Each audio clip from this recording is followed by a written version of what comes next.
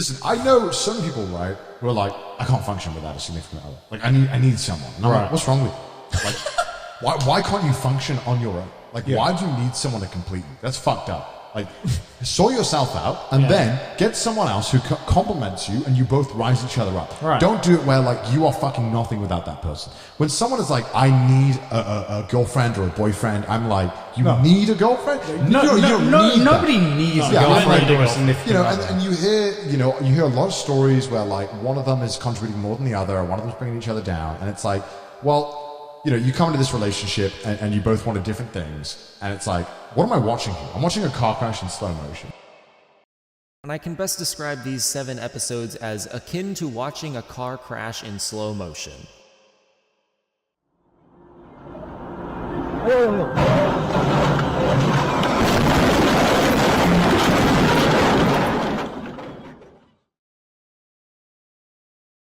Kanojo Okarishimasu, or Rent-A-Girlfriend, is one of the worst anime I have ever had the displeasure of watching. Allow me to start by saying that this video is not just an explanation of why I dislike Rent-A-Girlfriend. It is that, very much that, but it is also me describing how my experience with Rent-A-Girlfriend is pretty accurately representative of nearly everything I hate about my personal relationship with anime and the anime community. I'm warning you right now that I am not going to be very generous towards this show. This is not a fair and balanced analytical review of Rent-A-Girlfriend, and it is transparently representative of my own biases and personal sensibilities in media. I do truly understand why someone might like this show, and I am very happy for them, but I am just not one of those people. Moreover, I am in no way trying to attack the people who enjoy this anime, and I in no way support those who belittle others because of the media that they enjoy. And one more thing before I start, just know that my opinion on this show is not the slightest bit more important or valid than anyone else's. I feel like a lot of people will see this big number next to my name and assume that this somehow means that I speak for all the people who follow me, but at the end of the day, I am just one person, and no one is in any way obligated to agree with or even watch this video. Now then.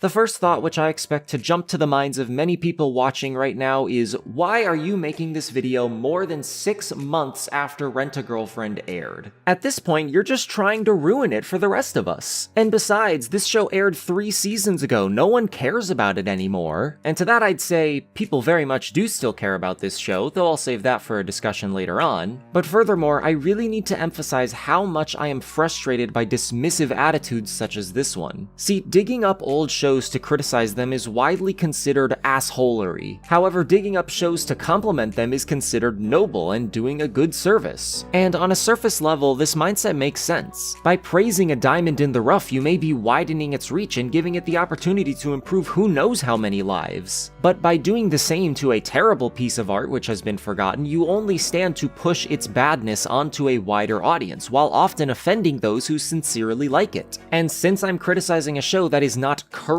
airing, I want to address this issue first and foremost to mitigate comments in this vein. What I believe this mindset fails to grasp is the value in understanding what makes something bad, or rather, why you dislike it. See, I think that just as much value can be found in breaking down what a piece of media does wrong as what it does right, because in doing so, you can recognize when a piece of media doesn't make the same mistakes you've seen elsewhere, and thus appreciate it on a more powerful level. I like Breaking Bad's use of minimal background music more because I've seen shows that use too much background music and had it strain the atmosphere of the show. I like Kill La Kill's unashamed and organic use of fan service as an integral part of its story more because I've seen shows that go out of their way to titillate the audience even when doing so feels very out of place. I like Avatar: The Last Airbender's human understanding of its main antagonist's development more because I've seen shows that fail to make their antagonists artists even come across as human. Some of my favorite videos on YouTube are of individuals criticizing media because after internalizing the messages of those videos, I started noticing the difference between good shows and great shows. And my continuous effort to get better at doing just that has been one of the most consistently rewarding experiences of my life. Simply put, just as important as knowing what to do is knowing what not to do. I have received countless comments from people telling me about how they are artists themselves and that my videos breaking down what doesn't work about certain shows has acted as useful advice for how they can make stories that they want to tell better. But even beyond any pretentious justification I have about how this video will actually be a positive influence on everyone's lives and how I'm making the world a better place by putting it out there, I'm obviously also making this because there's a certain sense of catharsis that comes from simply shitting on an anime that you don't like. And obviously there is a lot about this anime that I don't like, which is why it took so long to make.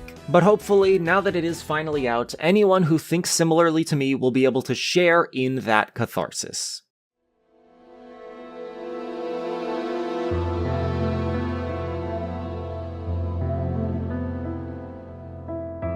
The first and arguably most fundamental issue I take with Rent-A-Girlfriend is its attitude towards the subject matter that it concerns itself with. Specifically, relationships. Oh, and by the way, since I'm going to be talking a lot about the subject of relationships as it pertains to this anime, I want to emphasize that any statements I make about getting a girlfriend or boyfriend, or the nature that a healthy and unhealthy relationship tend to take, can be applied indiscriminately across all genders, sexes, and sexual orientations. I'm putting in one big disclaimer here because including constant little disclaimers and clarifications about this stuff would impede the quality of the video in more ways than one. Simply put, it's hard not to engage this show on its rather conservative outlook of male and female relationships. Furthermore, in the process of analyzing this show's content, it becomes difficult not to, in some way, validate that viewpoint, even if only through linguistic implication. This is because Rent-A-Girlfriend predicates so much of its content on that perspective. For instance, every single male character in this show can only be described as unhealthily obsessed with getting a girlfriend. Hell, it's not even just the guys. Nearly every character seems completely incapable of judging a man's worth outside of how perfect their girlfriend is. It infests every waking thought of our main character Kazuya Kinoshita, as well as the dialogue of quite nearly every interaction that has anything to do with him. Not only does this absolutely demolish any possible sense of variety throughout its 12-episode run, having characters getting into slight variations of the same situation over and over and over and over ad nauseum while learning nothing from them, but it also disturbingly warps the show's idea of normal, healthy behavior into a funhouse mirror reflection of reality. One of the most telling moments in the show in this department comes in episode 10, when Kazuya sends his friend Shun, who had just been revealed to have been renting Ruka Sarashina, on a rental date with Chizuru Ichinose. It is not explained why this was his course of action for comforting his friend from the embarrassment of being outed until the end of the episode, leaving viewers to wonder if perhaps this is Kazuya's unnecessarily expensive way of letting his friend know that he also uses the Rent-A-Girlfriend service so to make him feel less embarrassed, or if Kazuya is simply trying to cheer his friend up, or if he just gets off on being cucked, which is honestly the most likely scenario. But no, instead, when Kazuya and Shun do finally reconcile, our main character reveals that he set all of this up to remind his friend of how great it is to have a girlfriend. That way Shun wouldn't end up deciding that he hates women because Ruka spilled his secret. And this is treated by the show as a good thing that Kazuya did. What an upstanding guy, you know, that good old Kazu, he really does have his friend's best interests in mind. It is utterly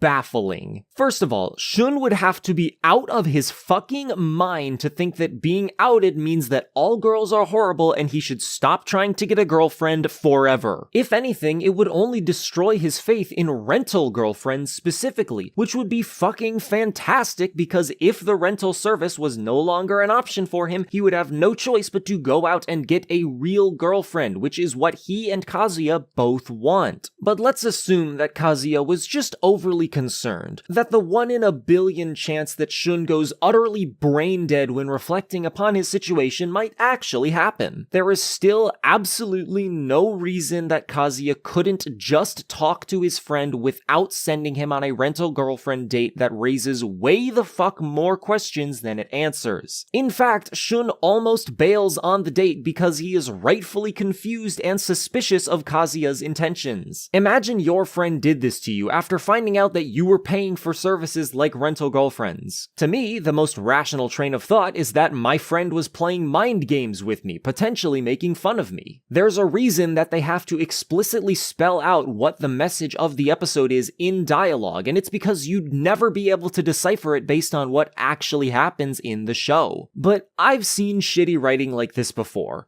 What makes Rent-A-Girlfriend special is what all of that bullshit writing is in service of. In one part, it gives the narrative an excuse to further hint at the idea that Chizuru is developing genuine romantic feelings towards Kazuya, a topic I will thoroughly discuss later on, but in a more immediately relevant part, the absolutely unbelievable circumstances that this show constantly puts its characters in is meant to paint the rental girlfriend service and everyone involved in it in as positive a light as possible. After his date with Chizuru, Shun is considered fixed by the show, never mind the fact that renting girlfriends is what got him into the place he was, or the fact that he only ever seemed to be interested in the rental girlfriend service for less than wholesome reasons. And even though he himself comments on how strange Kazuya's actions are in episode 10, he also remarks that the rental girlfriend date made him forget all about his rental girlfriend embarrassment. Because no amount of money could have made Chizuru fake the nice things she said to him. Don't you see? These girls actually do have a connection with you. They aren't just doing it for the money. Are you starting to see what's going on? This is the rationalization of why rental girlfriends are actually good. In the scenario presented by the show, we have a man who is in all likelihood on the verge of turning his life into a much healthier direction. Remember, Kazuya's speculations about how Shun would end up hating all women is nothing more than speculation, and his friend pulls him back into the self-destructive, borderline addiction that they are both indulging in. And this is done in the faith that Kazuya is doing Shun a big favor. At this point, it's probably a good idea to address why it is that I have such a bone to pick with this show's positive outlook on rental girlfriends. It may surprise you to hear, but I actually do think that this service can be exercised in a healthy way. As Chizuru states multiple times throughout the series, rental girlfriends are often used like band-aids, as a temporary crutch for someone who's been emotionally damaged to lean on, so to make the healing process go down a little easier. I'd even argue that it could be healthily used in a recreational context. You obviously don't need to be damaged to have a healthy relationship with this service, but the single critical component that absolutely must be in place for the use of this service to not have a negative effect on its user is that it must be crystal clear to them that this is a fantasy. The women who are offering these services are simply doing their jobs and nothing more. But Rent-A-Girlfriend doesn't see it that way. It kinda pretends to in the early episodes, but the fact of the matter is that the anime overwhelmingly shows only the positive things that come out of the rental girlfriend service for Kazuya, and frankly for every character in the entire show. And it does this while either sweeping under the rug whatever negative things it might be introducing to his life, or just straight up not presenting them as if they don't exist. Just off the top of my head, Ruka falls in love with him, he helps Sumi get over her social anxiety, he never seems to experience any sort of financial struggle, he regains the attention of his ex, it's implied that he is improving as a person, and worst of them all, Chizuru, the only girl he ever rents out, is also falling in love with him. Now, each of those examples deserves its own thorough breakdown, but this is the part of the video where I need to address the elephant in the room, because it plays a huge role in why I'm so disgusted by this show and the people who defend it.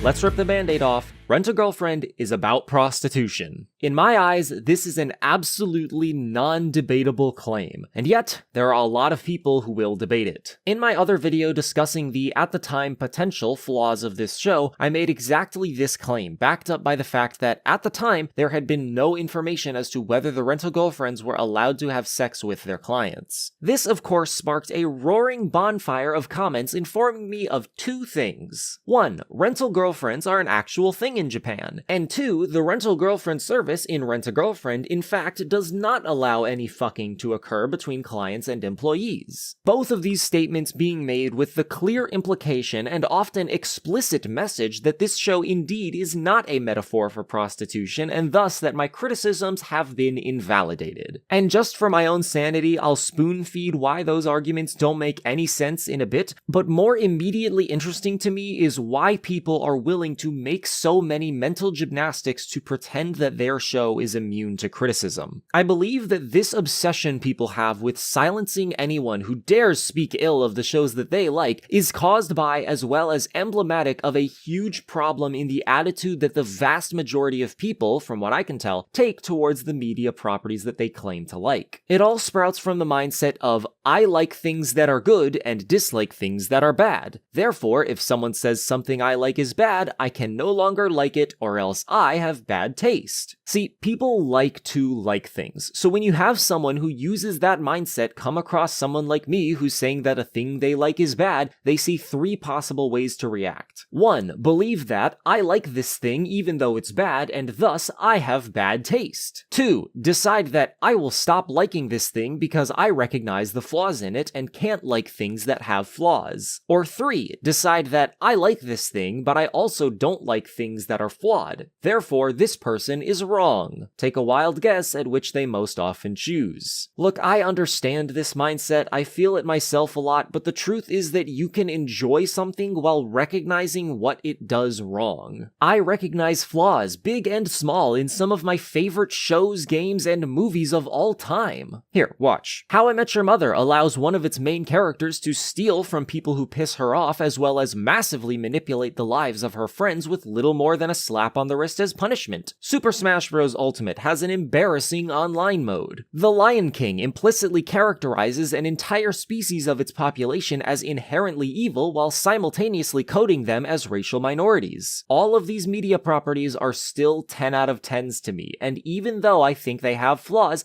that doesn't stop me from loving the absolute fuck out of them. People in the anime community, and in every community for that matter, need to stop being afraid of imperfections in the shows that they watch. And that's a value that I hope to instill in anyone consuming my videos, and that is why I hope that the people who believed that my hypothetical criticisms of Rent-A-Girlfriend were unsubstantiated will genuinely consider what I have been saying and what I will say about this show moving forward, even though I'm about to make them all look like idiots. Like I said, the overwhelmingly most common criticism of worries I previously raised was that my connection between the rental girlfriend service and prostitution was an unreasonable one to make. Because the rental girlfriends are not allowed to sleep with their customers, and because rental girlfriends are an actual thing in Japan, as well as many other parts of the world. Implying that the intended viewing experience was not to draw these connections, and instead to believe that the rental girlfriend service simply represents rental girlfriend services. Now, first thing to address: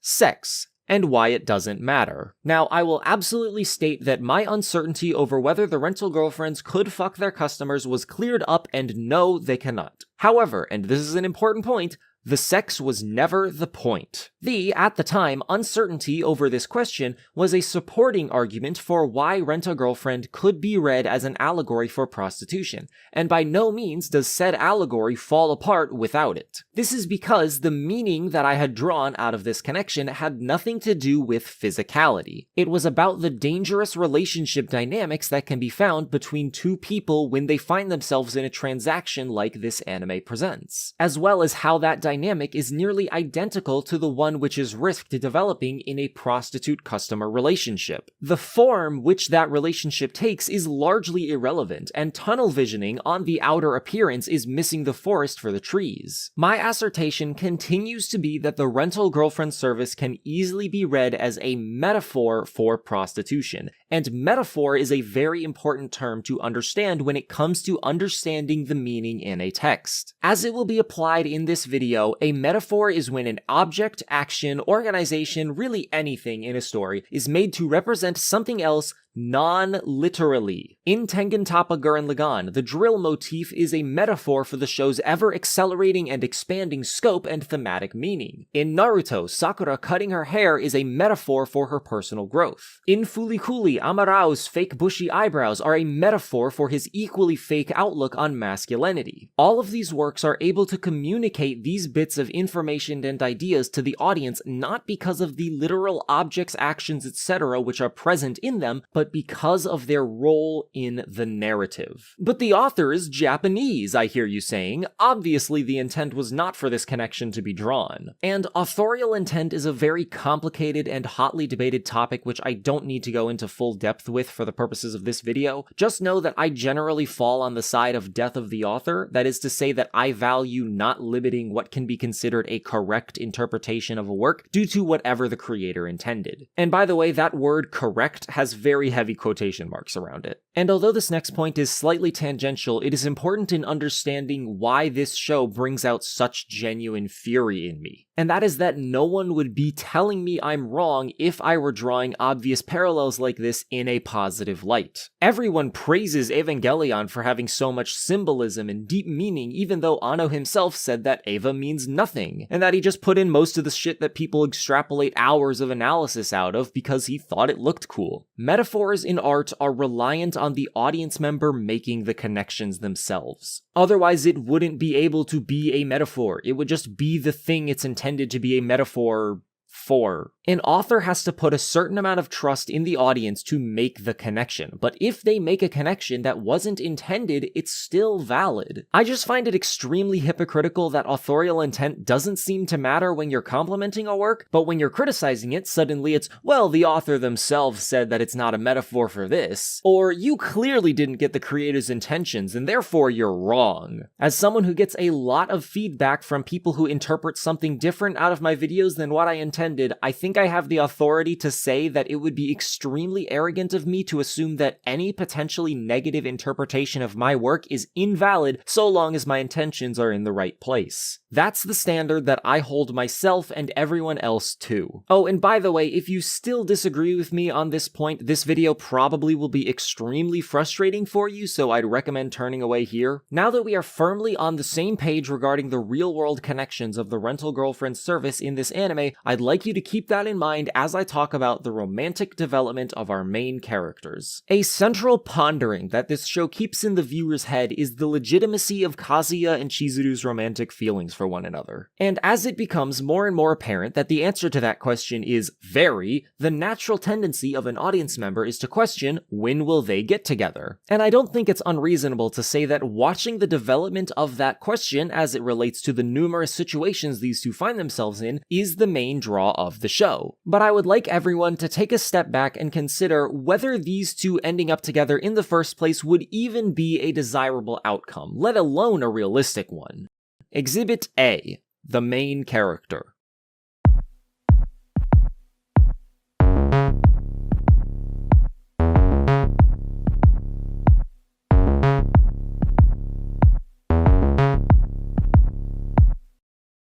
Kazuya Kinoshita is a shitbag. This fact is explicitly stated a multitude of times in the narrative, however, his shittiness extends so far beyond what the narrative acknowledged. Rent-A-Girlfriend considers Kazuya to be a shitbag because he is weak-willed, uncharismatic, and has absolutely zero ability to stand up for himself. And this is all very true. So why in the world would a beautiful, competent, hard-working girl like Chizuru ever fall for a guy like him? Well, according to the anime, it's because Kazuya just loves her so fucking much. That's right, our protagonist is a nice guy. Any instance of Chizuru expressing affection for Kazuya, it is because of his determination, passion, and because he's just got so much love in his heart. I mean, he watered his flower for a school assignment every day when he was a kid. He's still kinda in love with his ex-girlfriend. He jumps off a boat to save Chizuru from drowning. See, he's not such a bad guy. By the way, framing the fact that Kazuya and Chizuru saved each other's lives as evidence that they love each other is absolutely not how human beings work. There are more reasons to save someone's life than being in love with them. But even assuming that is the case, even assuming that we do have some logical reason for why Chizuru would develop feelings for this monster, it absolutely infuriates me to see media pretend that simply loving someone else is an attractive quality.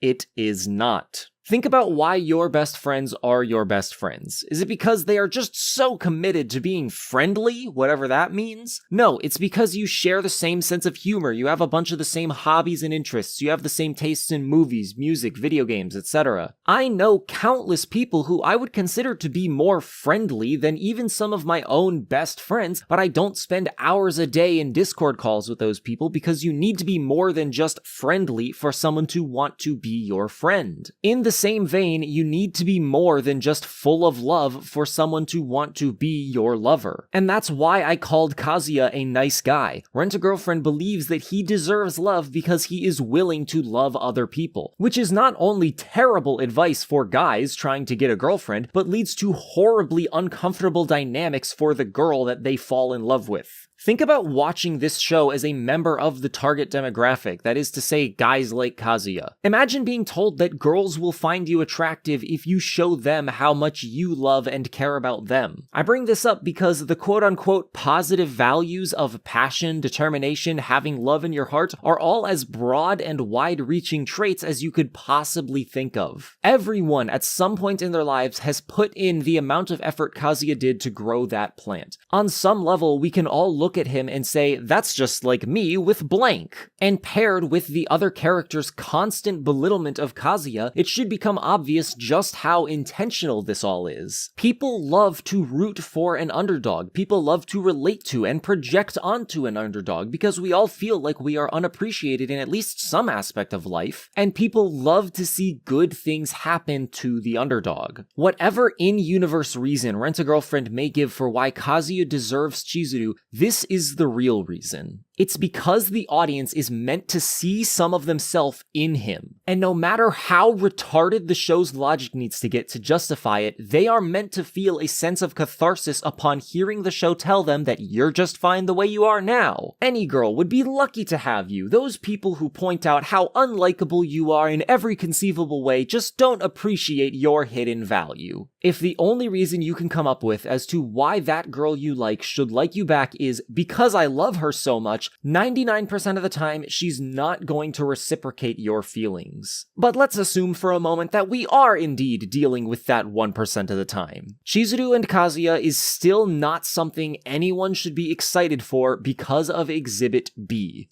Chizuru Ichinose.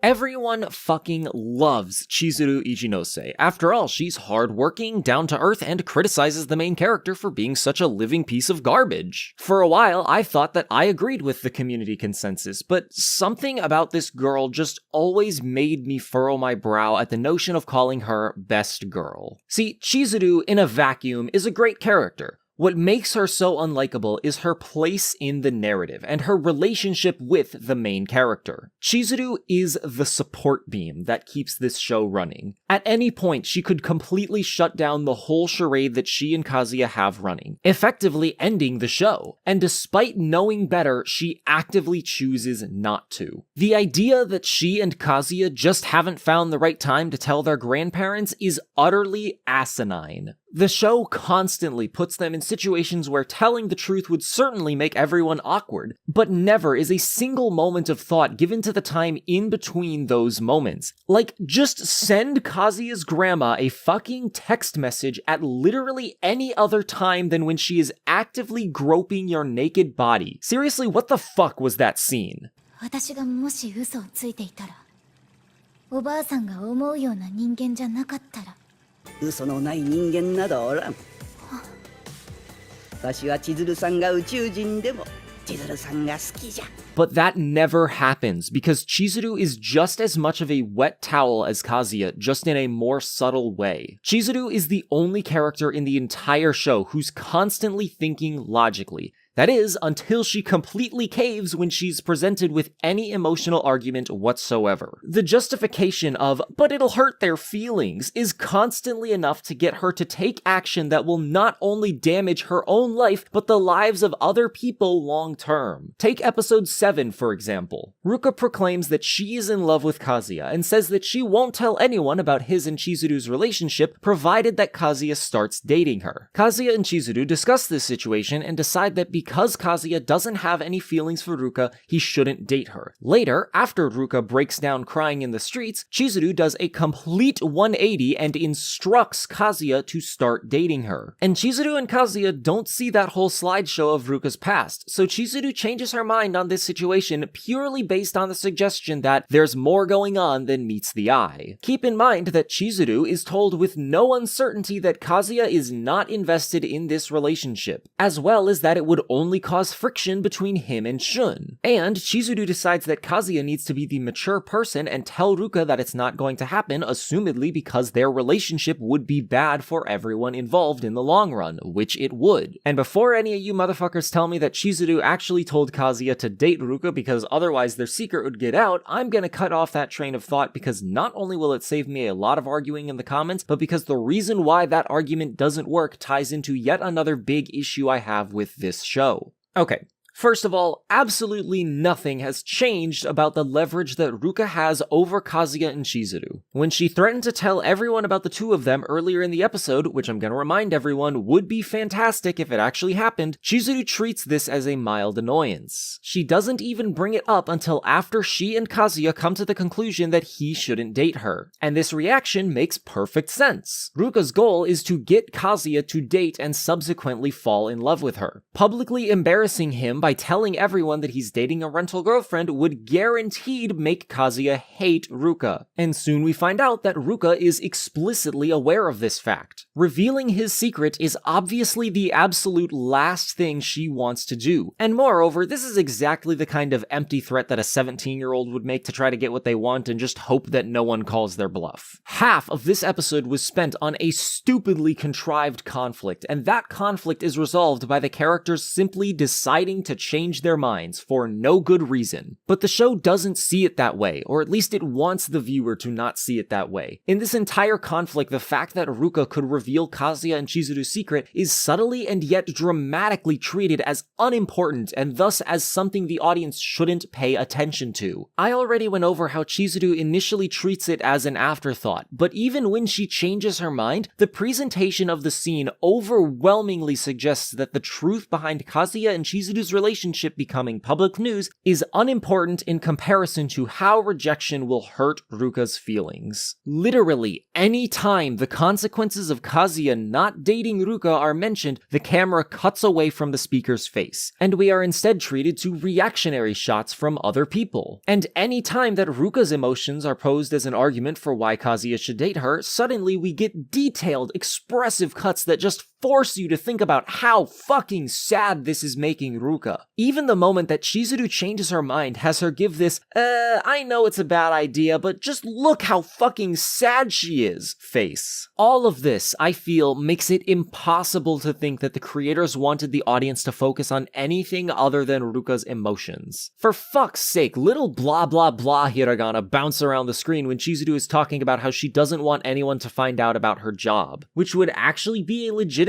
concern, but I'm unable to engage with the narrative in that way because it's obviously not what I'm supposed to be taking away from this scene. And look, if you're emotionally invested in these characters, I don't blame you for overlooking this stuff. There are countless shows whose narratives are far more driven by emotion than logic, but I'm willing to ignore logical fallacies in those cases when they are in service of effectively making me feel whatever emotion it is that the show wants me to feel. Problem is, this show is dog shit at making me me feel the emotions it wants me to feel. Because in order for that to happen, it must be assumed that I consider the things that this show describes as happy and good to indeed be happy and good, which I don't. I don't consider it a good thing that Kibe convinces Chizuru of Kazuya's good attributes. I don't consider it to be a good thing that, by the skin of their teeth, Kazuya and Chizuru didn't have their secret spilled for the 12th time. And I don't consider it good that Ruka managed to get Kazuya to go out with her when this relationship is guaranteed to go nowhere. Though, knowing this show, when Kazuya and Ruka do inevitably break up, it'll probably be treated as no big deal, and Ruka will just turn into another member of the spurned women's club from SAO. I notice all the little instances of shitty writing because I so heavily disagree with the actual content of the show, and thus I find myself frequently asking, why did this happen? And almost never is the answer to develop a substantial, worthwhile, and thoughtful narrative, but rather to pander to whatever set piece or plot point allows the creators and the audience to easily, mindlessly indulge in fetishized idealizations of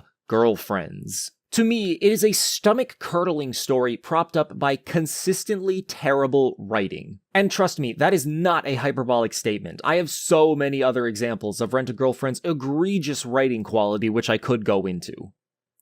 And so I will.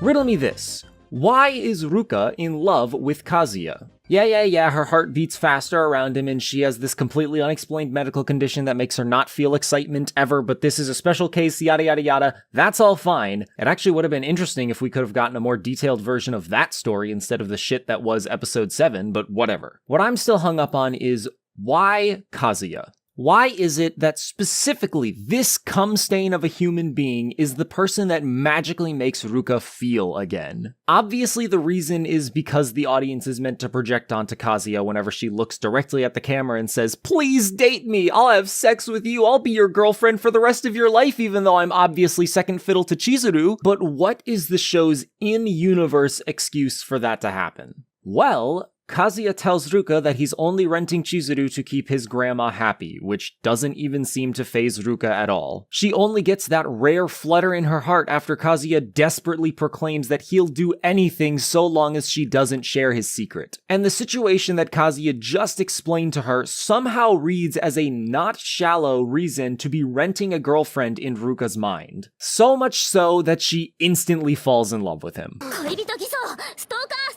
これで前科3犯です。執行猶予は期待しないでください。いつどんな形でバレるか。もうやだ。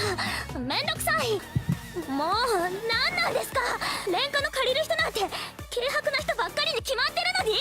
私、和也くんのことが、私は和也くんにおっぱいだって触られたんですから。千鶴さんは触られましたか。おっぱいを。じゃあ私の方が進んでますね。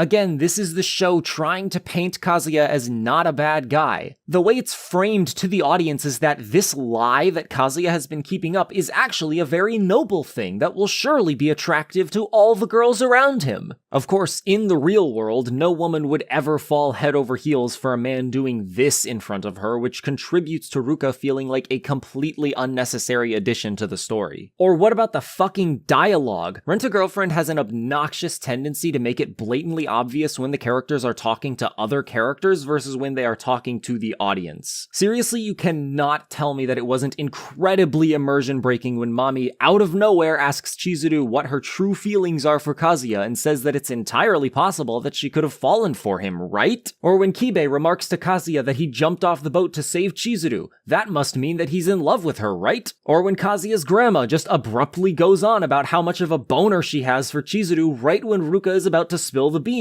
By the way, this is yet another instance where the possibility that Kazuya and Chizuru would get found out is dangled in front of our faces and is then considered a relief when the whole lie gets to continue existing.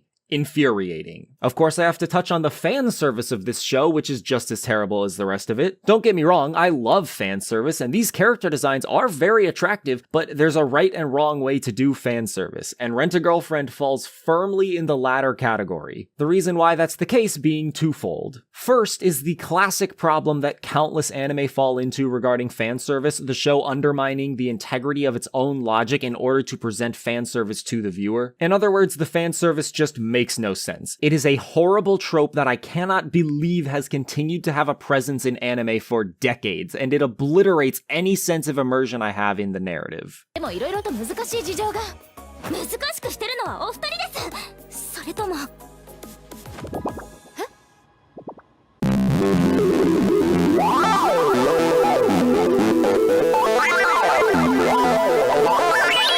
Furthermore, in Rent-A-Girlfriend, moments like those do make me want to tear my eyes out, but most of the time the fan service is actually perfectly justified by the narrative. Unfortunately, the justification is simply that Kazuya, and frankly every male character in this show, is a huge fucking creep. And the camera is just following his gaze most of the time. What this means is that when we get a moment of fan service, the audience is meant to relate to Kazuya. You are being placed in his shoes. And what makes this worse is that he does this to every major female character. Like, how am I supposed to take seriously the idea that Kazuya is genuinely developing feelings for Chizuru when I'm getting a microscope lens into his brain like this? And I'm seeing that he thinks about all of these women the exact same way. Any instance of Kazuya declaring that he's actually in love with Chizuru and that he only wants to be with her is completely at odds with his mindset towards every female character in this show. It feels like the show doesn't understand his own emotions. As a result, Kazuya comes across as this sex-starved monster who's convinced himself and the audience that he's actually a good person. And it's horrifying. Every time some extremely detailed shot of one of the girls' bodies is flaunted on screen, it feels like the show is accusing me of being like Kazuya. And like I discussed earlier, Kazuya is a shitbag, and I don't want to feel like a shitbag. It feels creepy and exploitative, and I just don't find it hot. Oh, or how about episode fucking 8? I've been itching to talk about this one. Okay, so Kazuya sees Chizuru meet up with this white-haired guy, and the two of them appear to be boyfriend-girlfriend. In response to this, Kazuya decides that for Chizuru to actually be dating someone would be a betrayal of him and the other guys who rent her. Somehow. Thus, Kazuya takes it upon himself to stalk Chizuru and this guy for the entire day. And after 10 minutes of this, after watching the main character stalk his rental girlfriend for a solid 10 minutes, Kazuya, in classic Kazuya fashion, reveals himself, only for it to turn out that Chizuru isn't actually dating this guy. She's actually an aspiring actress, and everything we just saw was all her and this guy practicing their acting. No. No. This is fucking retarded. You cannot look at me in the eyes and say that this isn't the worst writing you've ever seen. The entire show is like this, but episode 8 just reeks of a plotline that was constructed completely in reverse. Rather than the narrative having any sort of causality and letting that generate the events which take place, they decide on which events they wanted to take place first, then contorted the narrative so that they could justify those things happening. And the narrative just isn't very flexible. You know, if there's one thing I really hate, especially in a show where the characters' understandings of one another are crucial to the enjoyment, it's when someone phrases a sentence in just the right way that makes it so that they weren't lying, but their intent can be easily misunderstood by the other person. It wastes time, it insults my intelligence, and it destroys any lingering faith I have that the characters might act like real people. You know, the kind that I can relate to and empathize with. You're telling me that white-haired boy really describes Chizuru as satisfaction guaranteed for whoever sees her? You're telling me that at no point did either Chizuru or her acting buddy make reference to the fact that they were acting? You're telling me that the way in which these two decided to practice their acting skills was to watch a movie together?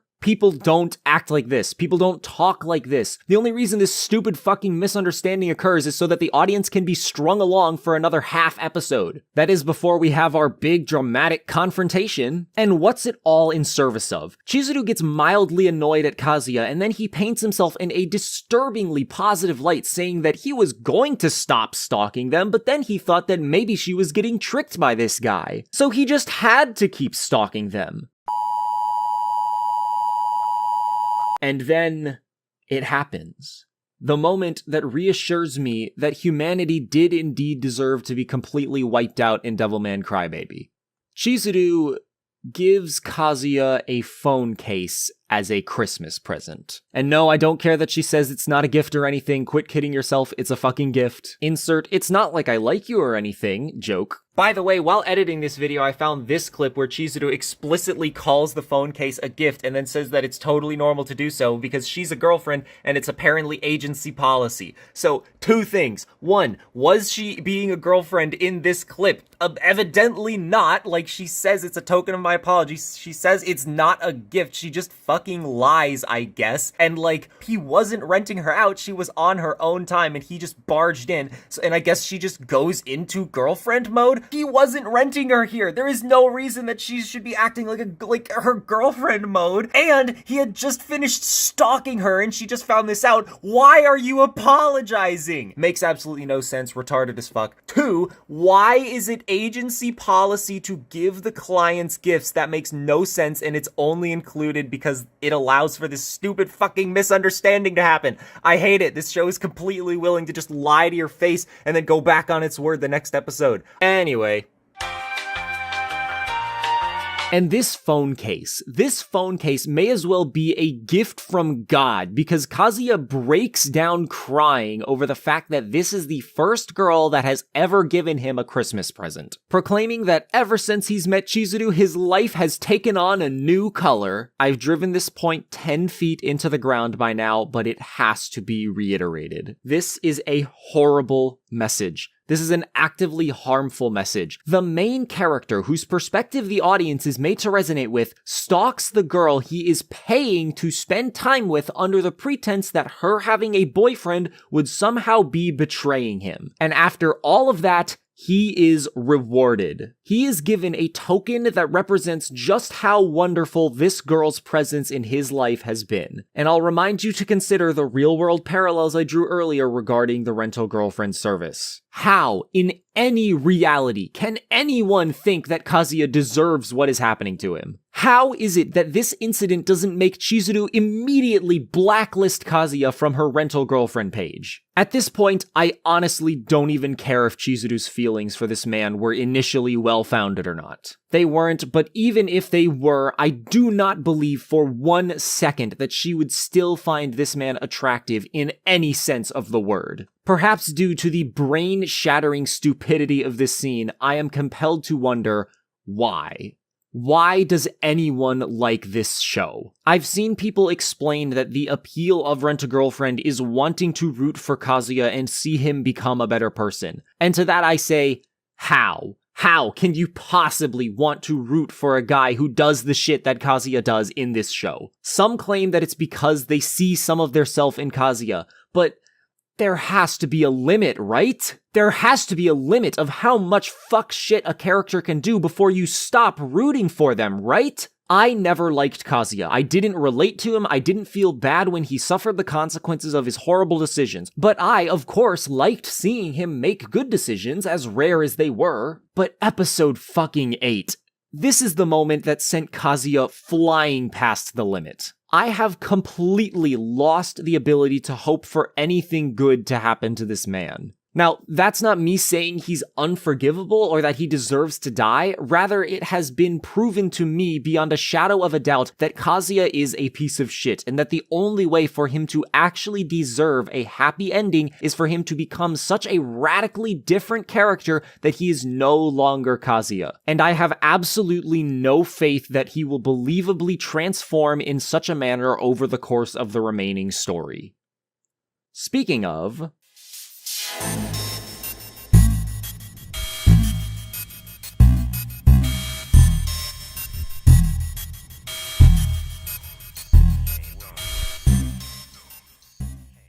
So I've been making all these claims about what I think the intended way a viewer is meant to engage with the story of Rent-A-Girlfriend is, and while I think that my arguments are well-founded and self-evident regardless of how the story unfolds, I think that many will still accuse me of judging this show too early. The ending left off with them still in the whole rental dynamic, so how can you possibly say that the viewer is meant to think that getting a rental girlfriend will lead to them getting a real girlfriend if Kazuya and Chizuru aren't actually dating yet? But you see, it is exactly that ending that makes me so sure of this anime's intentions. So Chizuru is telling Kazuya about how he should try to get back together with Mami, horrifying, and all the while Kazuya can't stop thinking about how much he's obsessed with the most surface-level characteristics of Chizuru, becoming even more convinced that he really wants her to be his girlfriend, horrifying, and after building up all the courage he has stored in his body, tells Chizuru that she is the one he really wants. Cue theme song, roll credits, end of season.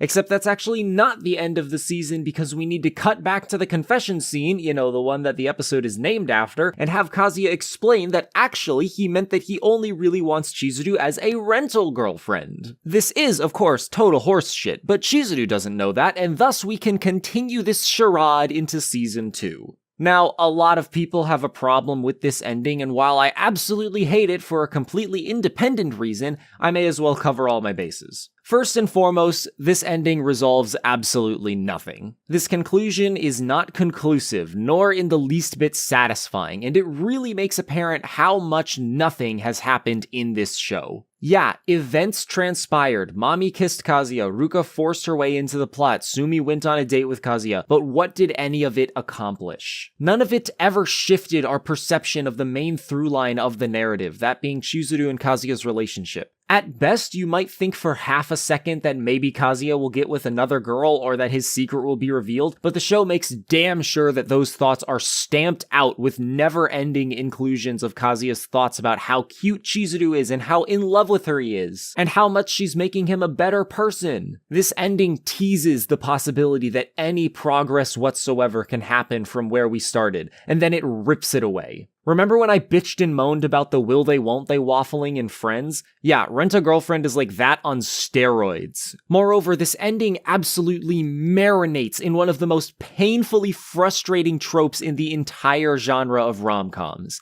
the misunderstanding. Misunderstandings are a very convenient way that a show can artificially create drama, as well as pad out the runtime of its story, and the ending of this anime is one of the most unashamedly transparent examples of a misunderstanding that I have ever seen. Editor's note, the specific misunderstanding that I'm talking about here is that Kazuya and Chizuru don't actually like each other, even though they clearly do. Kazuya saying, "Oh, I only like you as a rental girlfriend," and then Chizuru thinking that he only likes her as a rental girlfriend is obviously just what he said. It's specifically that the result of that is that this misunderstanding continues to perpetuate itself. And in fact, the only reason that Kazuya does just explicitly lie here is because of the misunderstanding that's already in place, that he thinks Chizuru doesn't actually like him, even though she obviously does. You understand what I'm talking about. Now, I should clarify that a misunderstanding is not inherently a bad thing. Misunderstandings happen in real life. They can be used as an effective narrative storytelling tool. But one, when misunderstandings happen in real life, they are frustrating, and this frustration more often than not carries over into a fictional setting. In fact, it's often much worse in a fictional setting because the audience is aware that someone chose to make the misunderstanding happen. Worse still is that more often than not, the audience is made aware of the misunderstanding before the characters. This means that the entire stretch of time between when the audience finds out about the misunderstanding to when it actually gets resolved is just time the viewer is going to spend waiting for the characters to catch up. Kazuya backtracking on his confession is not only massively fucking retarded and frustrating in a vacuum, but once again brings to mind that the entire show has been this way. The premise of Rent-A-Girlfriend is predicated on a misunderstanding, one that not only is the audience made aware of from the word go, but is unbelievably contrived. Once you realize that anyone could easily go onto the Rent-A-Girlfriend website and see that Chizuru is like the top-rated amateur rental girlfriend on the entire app, and thus figure out that she's not actually dating Kazuya, you will not be able to continue thinking that any of the side characters in this show have an IQ above room temperature.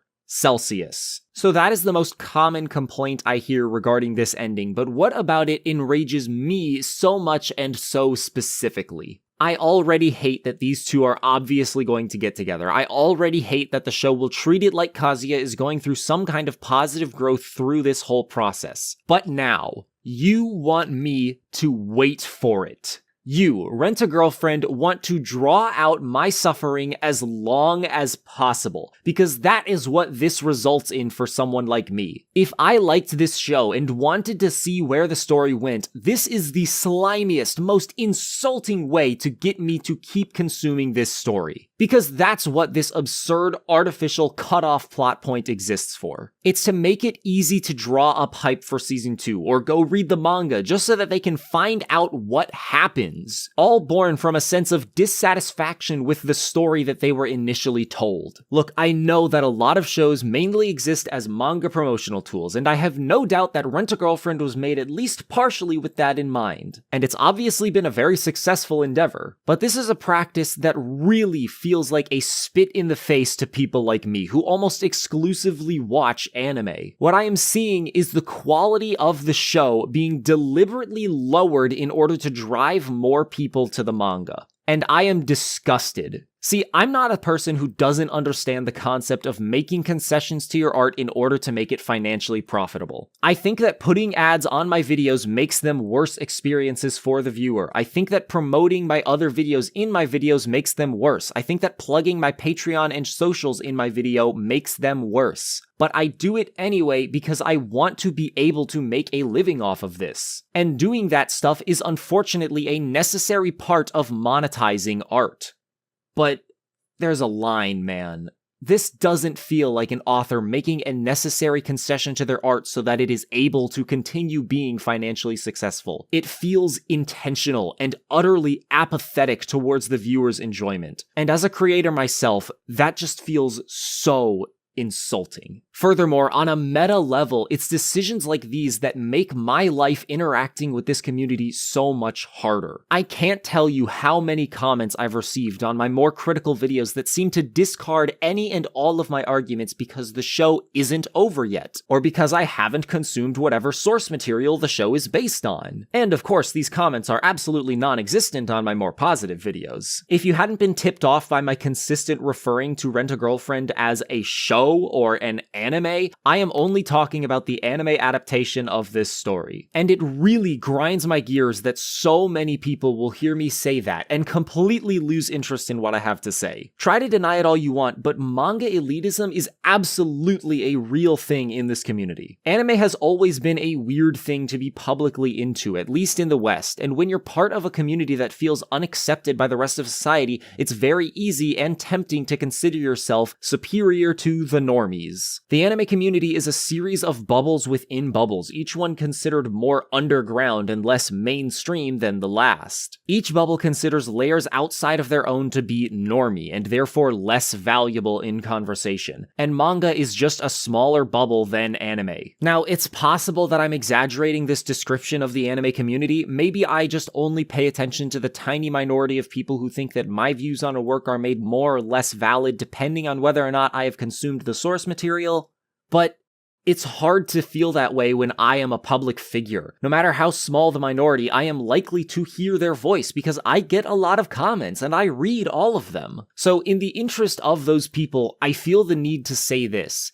I am not talking about the Rent-A-Girlfriend manga, and I do not believe that I have to have read the manga in order to have a valid opinion about the anime and only the anime. I know that a lot of people are going to tell me that I'm just a stupid teenager who doesn't want to read because there's no flashing lights or movement. And those people are absolutely, mostly, kinda a little bit correct. See, I don't like reading, and for the longest time I couldn't explain why. Books have always been boring to me, and illustrated books have never been much better. I thought that maybe I was really just a stupid teenager who needed everything to be moving to keep me engaged, but I know now that that's not the problem. The reason books don't appeal to me as much as video is because they are a medium that you have to self-pace with. This means that you, the reader, at any point in the process of consuming a story can pause, rewind, fast forward, etc. But it also means that you have to make the conscious decision to constantly keep absorbing that story. To me, reading a manga is like if you had to hold down the play button on a YouTube video to make the video keep playing. And the medium of anime is,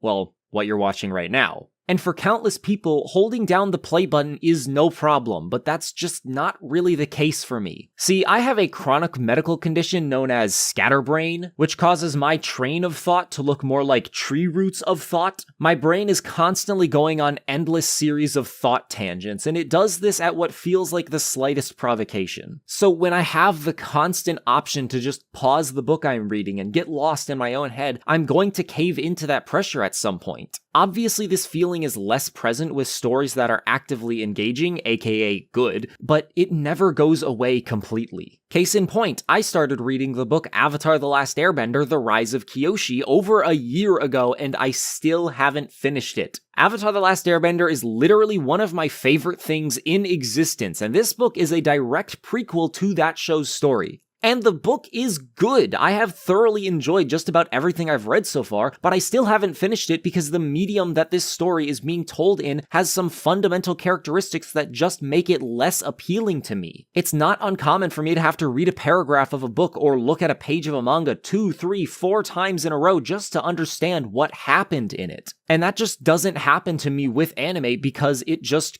goes. In manga, if I don't pay attention, I can always just pause the story, but in anime, if I don't pay attention, I have to take action and rewind. Obviously, rewinding is not a horrible trial to go through, but it's just enough of a consequence that I feel discouraged from letting my mind wander. Obviously, I wish that I could enjoy manga as much as I do anime, and I definitely could practice reading and keeping my mind focused on the task at hand, but 1, I just don't think that would be fun, and 2, the way my brain is wired, I feel like that's just never going to be as enjoyable as watching the story play out in front of me. And I mean, isn't that the whole point of having multiple mediums of art? That their different qualities will appeal to different people, ultimately giving everyone a work of art that resonates more strongly with them? I certainly think that anime resonates more strongly with me than manga, even beyond all the points I have about my ability to stay focused. I value color, music, movement, and voice acting. I feel like all these elements really breathe life into a story, even if some of the line art quality had to be sacrificed. I'm not trying to say that anime is better than manga, or that manga's only advantage over anime is the line art quality. I know that's not true. What I'm really trying to do here is justify the way I consume and talk about the shows that I consume and talk about. Because it's extremely irritating for people to be so dismissive of my arguments over something as illogical as because they didn't read the manga. Now, I'm sure there will be a lot of people who will characterize my attempt to justify not reading the manga as a way to dissuade criticism. And it is that. I am trying to mitigate the number of argumentative comments I'll get, but it's a lot more than that. Remember when I said that Rent-A-Girlfriend is representative of everything I hate about my personal relationship with the anime community? Well, that's the kind of thing I mean. It's not just that I have gripes with this community which are related to this particular show, it's that watching this particular show makes me think about those gripes and thus makes me feel bad. When I watch this season finale that makes me feel genuinely insulted, I can't help but think about how I'd never be able to voice that opinion because endless people would just discredit me since I didn't want to torture myself by consuming even more of this story in a medium that I find even less interesting. When I watch Kazuya make decisions that he admits are ones he shouldn't be making and gets put into desirable situations because of it, I imagine myself telling people that I dislike the message this sends, only to be met with hundreds of people arguing that actually the audience isn't meant to think that Kazuya is a good person because he says that he's a shitty person, and so on. When the show tries to have its cake and eat it too by uncomfortably oogling all of the female leads at every possible opportunity, cramming excessive, emotionally ignorant and immature comments in by the male leads, then following it up with the assurance that this is exactly the type of relationship that will fix the main character's life, I envision myself telling people not to follow this advice and for everyone to tell me that no one is actually taking this stuff seriously, I just need to stop thinking about it. These thoughts plagued my mind while watching this show, and they continue to do so as I frantically pound the keys on my keyboard trying to find the right combination of letters that will fully articulate the magnitude of my frustration. Some will say that I shouldn't judge the show based on my feelings regarding a more metatextual issue, but the fact of the matter is that it makes me enjoy this show less.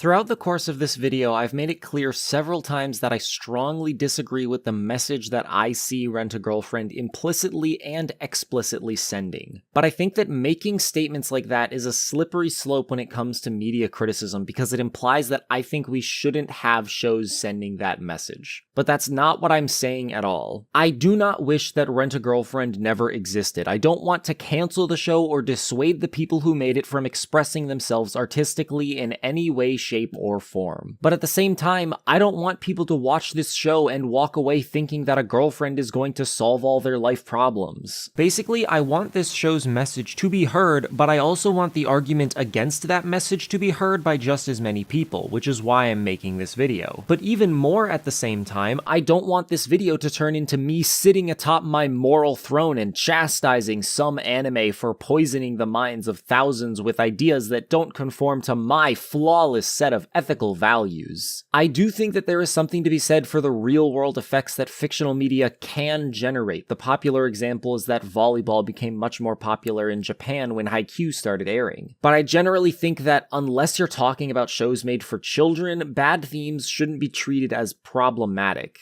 And this is because I'm just extremely free speech. I think it's better to allow people to express whatever ideas they want, even if those ideas would generally be considered harmful, than to silence anyone who disagrees with the status quo. Because who decides what ideas should be valued? Who decides where the line is between getting censored or not? I certainly don't trust that job to the majority consensus, as should be evident by the existence of countless videos on my channel. I have a lot of unpopular opinions. I know what it's like to have people tell me that I'm stupid and a bad person and spreading an unhealthy message based on no actual argument other than, 90% of people would say that you're wrong. I don't intend to come across like I think that this show doesn't deserve to exist. I may think it's spreading an unhealthy message, but I don't think that that's justification for canceling the creators or the show. Rather, I simply want to consider themes as yet another aspect of a show that can contribute to an individual's enjoyment. And as I've extensively described in this video, I find the themes of Rent-A-Girlfriend fucking horrifying. And even then, I am presented with another personal conflict, because liking or disliking a show for its themes has always been a very difficult concept for me to fully come to terms with. See, I've grown up on the internet, and as such, I've been first-hand witness to two major things that are of concern to this video. The first is how easy it is to spread information, and how tempting it can be to accept misinformation as fact without question. The second is a near infinite number of different worldviews and philosophies, each of which I can appreciate on some level. As a result of these two things, I've found it nearly impossible not to adopt the mindset that not only am I utterly incapable of passing judgment on the way that other people wish to live their lives, but also that doing so would be extremely irresponsible, especially now that I am lucky enough to have a decently sized audience who will listen to me about this kind of thing. Because,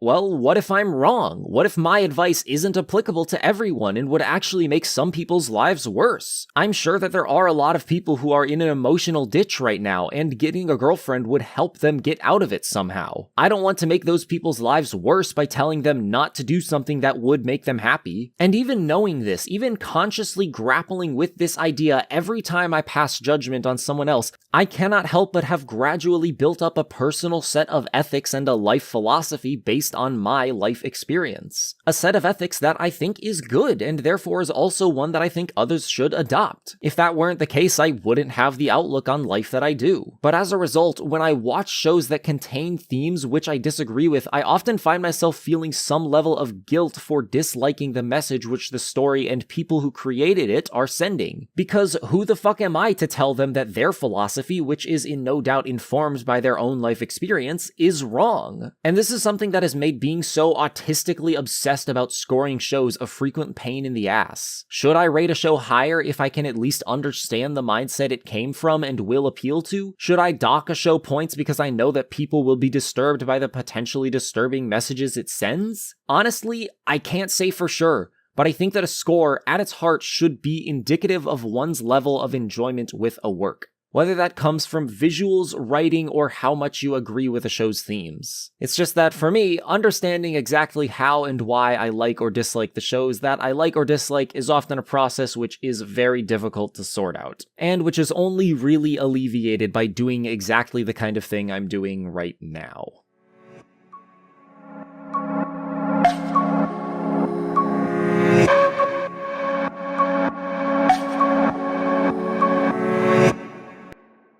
Okay, so this is gonna sound like kinda dumb and dismissive, but hear me out. I have seen virtually no one genuinely point out something that Rent-A-Girlfriend does well. And the very few unironically positive things I have heard, I have just found ridiculous. The plot is engaging. No. The pacing is good. No. The characters are realistic and likable. No and no. I have dug through the reviews on Mal, YouTube, Crunchyroll, and on the rare occasions that I do find someone genuinely complimenting the show, it's always the most generic boilerplate observation. I don't like calling out other content creators to use as examples for this kind of thing. It usually comes off like I'm insulting them, but luckily there is a content creator that I don't care about insulting who made a video that compliments Rent-A-Girlfriend on exactly these merits.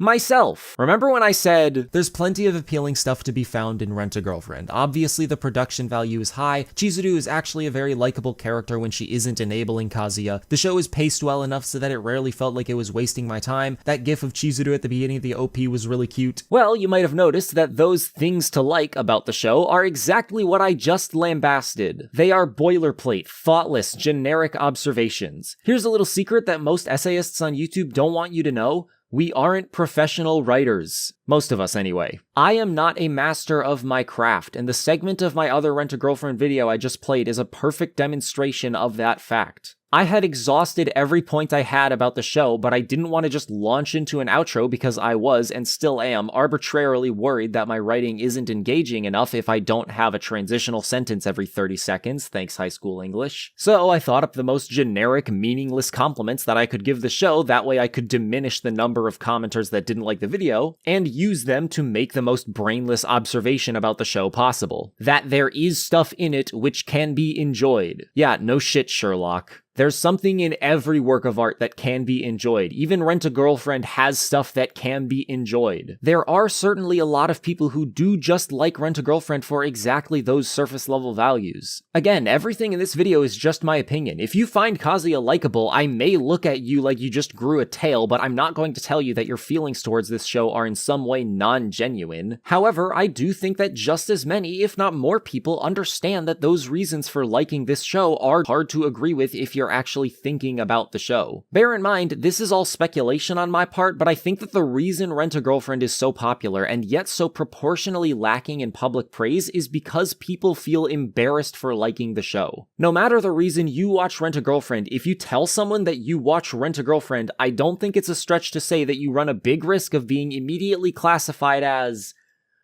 a certain type of person that you might not want to be known as. And that, I believe, is why this anime appears to be the ultimate guilty pleasure show, and to a lesser extent, the ironic enjoyment show. Now, if you couldn't already tell, I think the idea of guilty pleasures is stupid. Don't be ashamed about what you like. And on a similar note, I can see why people would watch this show for ironic enjoyment, though I'm sure a lot of you are wondering, why am I not one of those people? Why did I get so genuinely mad at this anime instead of just making fun of it? And for me, the answer to this question is twofold. First, because ironic enjoyment is not sustainable over a long period of time, at least in my experience. A big part of laughing at how terrible something is comes from being surprised at how much a show can crawl under the bar that is my expectations. Once a show stops impressing me with how bad it can get, I find it a lot harder to laugh at. For example, I and a bunch of my friends watched X-Arm a little while back. You may have heard about it for being fucking horrible, which it is. As I write this, it is the 12th lowest rated anime on Mal. But that didn't stop us from having a few good laughs with it.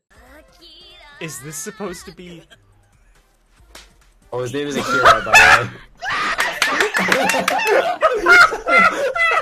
Ow. Unfortunately, once X-Arm had shown all of its cards, its comedic value dropped off a cliff. And I could say almost the exact same thing about several other shows, like the English dub of Ghost Stories. When I volunteered at the wonderful Exodus homosexual conversion camp, I met this woman who was there who looked a lot like that woman. Very funny at first, jokes got repetitive and boring, and since that's all the show had going for it, it quickly became a slog to sit through. And I would be saying much the same thing about Rent-A-Girlfriend. The most pants-shitting retarded moments in the show might be funny, if not for the fact that they are never terrible in any diverse or subversive subversive ways. And on top of that, it actually presents itself as a competently made show. Whereas shows like X-Arm or Ghost Stories dub are of a low enough quality on a very in-your-face surface level, Rent-a-Girlfriend probably comes off more as a generic trashy rom-com. That was my mindset going into it, at least. As a result, I was actually trying to take this show seriously upon first viewing. Even if it did take the form of fear, rightfully so, I did undoubtedly have investment in this show. The second reason that I found myself unable to like Rent-a-Girlfriend, ironically, is because of the general consensus surrounding the show. Yes, this is a very petty and irrational reason to let my experience with a show be influenced. But guess what?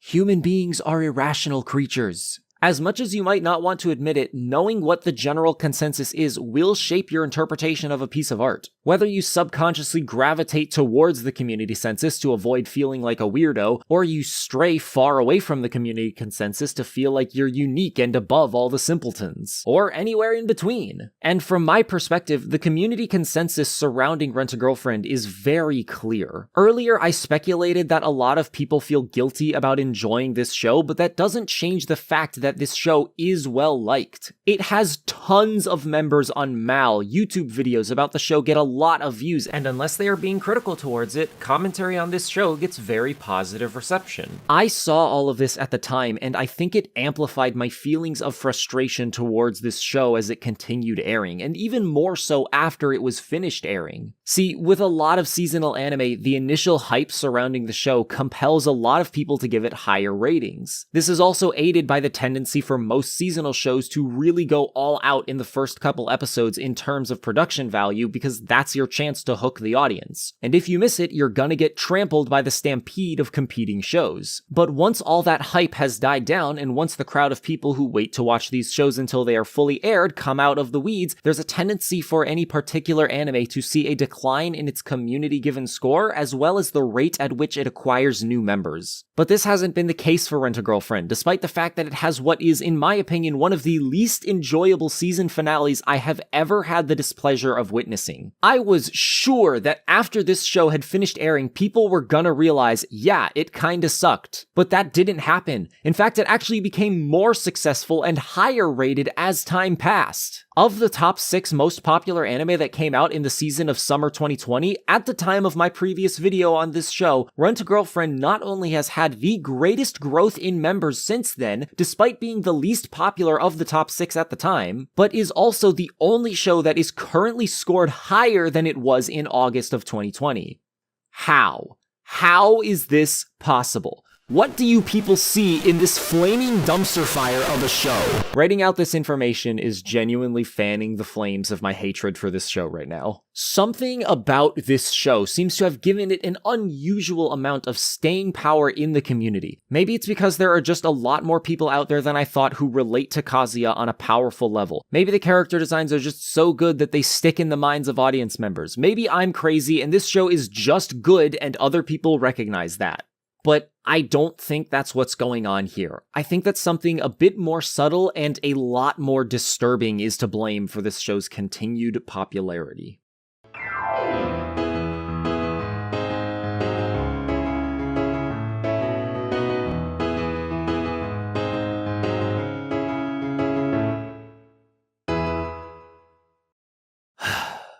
Okay, so here's the part of this video that is most likely to piss off fans of the show if they weren't already. So I hope you'll just keep in mind that I'm presenting a very emotionally charged interpretation, and this is just how I feel. That said, I find Rent-a-Girlfriend to be one of the most self-descriptive and self-applicable pieces of media on a metatextual level that I have ever seen. Now, what does that mean? Well, it means that I think the narrative of Rent-a-Girlfriend, the story as it is presented to the viewer, is nearly perfectly descriptive of and applicable to the intended experience of consuming that narrative. I think that the target audience of this anime is people like Kazuya, and I think that the anime itself is like the rental girlfriend service. Just as Kazuya wastes his time, money, and emotional investment into a relationship that he believes will benefit him in the long run, so too do do the viewers of this show waste those same things on a narrative that they believe will be worth their while in the long run? And in both cases, that faith is ill-placed. This relationship you have is a lie. It will string you along for as long as it can with no intentions of ever having a payoff. It tells you, no, of course, what we have is real, but that's just the illusion it is trying to sell you so that you remain trapped in this destructive cycle. It feigns the notion that there are no actual consequences because this is all just a show. We're all just acting here. You know it's fake. But human beings don't work like that. At the moment, we live in a society that, even if only slightly, distills in its citizens a sense of misogyny. And shows like Rent-A-Girlfriend, as well as services like Rental Girlfriends, allow you to play in that fantasy world and live there. I had a nearly surreal experience reflecting on my time with this show when I thought back to episode 10, to how Kazuya ropes Shun back into the rental system, and how I nearly had the exact same experience with this show. I was concerned about the future of Rent-A-Girlfriend, and upon voicing that concern, many people assured me that I had nothing to be worried about, that all my problems would vanish if I just kept watching or read the manga. And here I am, basically a year later, wondering what the hell were they on? Am I going to get people on this video telling me that the story totally picks up later and that all my problems are going to be resolved? Just need to keep watching, I guess. It doesn't matter that the last time we said to keep watching, you ended up wanting to die from rage. Just keep watching. No problem you have with this story can't be resolved by just watching more. Never stop watching. Or hey, I know you didn't like this show so far, but could you at least give season 2 a trial run? The first time's free. Rent-A-Girlfriend, the anime, is a rental girlfriend itself. It can be practiced healthily, but it can easily be a slippery slope down a very unhealthy path. And too many people are the poor customers who fell in love with it. It wants you to believe that the two of you actually have something meaningful going, but it's not true. All this show cares about is that you spent your time watching, spent your money paying for the merchandise. Like, am I the only one who thinks that Chizuru's actions in the end of episode 8 and beginning of episode 9 read like a drug dealer trying to keep one of their clients on the line? She rewards Kazuya's behaviors in a context that all but explicitly states that she's being genuine with him, then reframes the situation to remind him that he's only getting this kind of treatment because she's his rental girlfriend. If she had any other intention here and also wasn't being entirely brain dead, she would have taken different actions. Obviously, this isn't actually the case. I don't read this situation as Chizuru intentionally emotionally manipulating the main character so that he'll give her money, but that is exactly how I read the situation between this show and its consumers. To anyone genuinely and eagerly awaiting a second season of this show, I give you the exact same advice I give Kazuya. Please, cut this out of your life.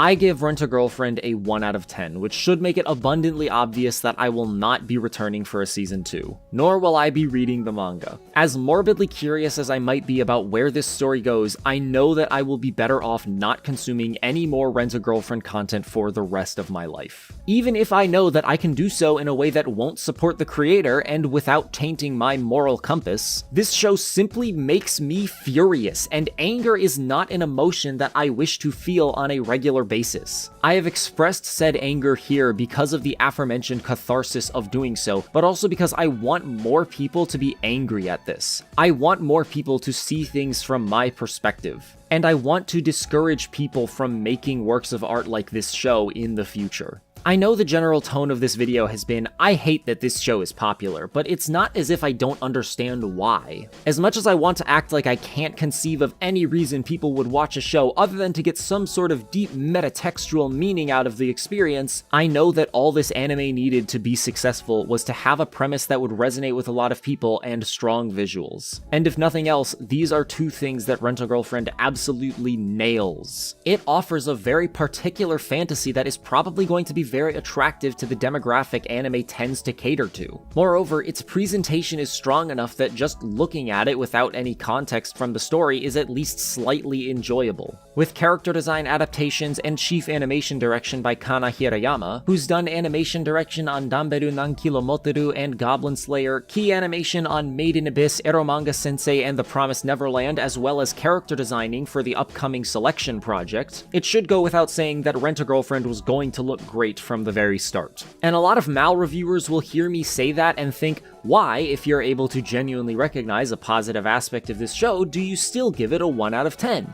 Even if you're getting nothing out of the rest of the experience, shouldn't this one positive at least bump it up past a 1? No, it shouldn't. Because as much as the visuals might bring up this anime, so much other shit brings it so much further down. My scores are indicative of my overall enjoyment of a work, not some school grading system where participation will automatically get you 50%. I give Rent-a-Girlfriend a 1 because it is worse than the shows that I would give a 2.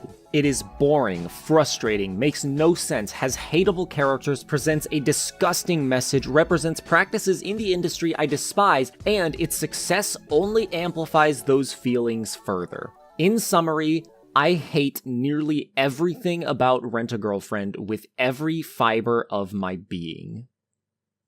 That's it. Oh boy, that was a lot. Before I hit you with the YouTube shit, I'd like to give a special thanks to a couple friends of mine who contributed music to this video, Voxel and Select. They both make awesome beats, which I will be using in future videos, so check them out. Anyway, I don't normally do this, but if you enjoyed, I would really appreciate it if you shared this video around with your friends, both because I want to rain down upon this show the fiery, cataclysmic destruction of a bunch of random people on the internet agreeing that they don't like it, and also just because I put a lot of effort into this one. I really do love making long-form video essays like this. It's the type of content I am most proud of, and if you want to hear more of me talking for absurdly long periods of time, you should check out the other videos on this channel. I've got more anime content in the works right now, so if that strikes up your fancy, I'd appreciate it if you subscribed and hit the bell icon to get notified of future uploads. And if you want to support what I do here, consider pledging to my Patreon. Anyways, as always, thank you so much for watching this video. I hope you have a wonderful day, and I will see you in the next one.